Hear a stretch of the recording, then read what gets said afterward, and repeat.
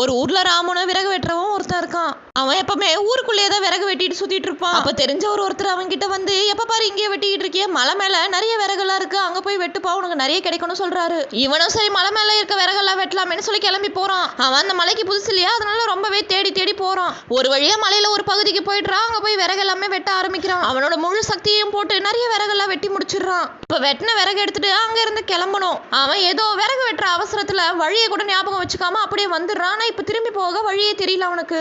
எப்படி நம்ம திரும்ப போறது, இந்த மலையில இருக்க காட்டுக்குள்ள இப்படி வந்து மாட்டிக்கிட்டவன்னு ரொம்பவே தவிக்கிறான். இவன் இப்படி சோகமா நின்னுட்டு இருக்கிறத ஒரு பறவை பாக்குது. இவன் தலையில வெயில் படாம இருக்கிறதுக்காக ஒரு தொப்பி மாதிரி ஒண்ணு போட்டு வச்சிருப்பான். அதான் அந்த பறவை எடுத்துக்கிட்டு அங்க இருந்து வேகமா போயிடுது. இவனுக்கும் ஒரே கோவம், என்னடா இது ஏற்கனவே வழி வேற தெரியாம தவிச்சிட்டு இருக்கும், இந்த பறவை வேற நம்ம தொப்பி எடுத்துட்டு போகுதுன்னு கோவமா அதை துரத்திக்கிட்டே வந்து இவன் சேர வேண்டிய இடத்துக்கு கரெக்டா வந்துடுறான். இப்பதான் இவனுக்கு புரியுது அந்த பறவை இவனுக்கு ஹெல்ப் பண்ணிருக்குன்னு. இந்த முறை வழியை ஞாபகம் வச்சுட்டு அந்த விறகு எல்லாமே எடுத்துட்டு வந்துடுறான். அந்த பறவைக்கு நன்றி சொல்றான்.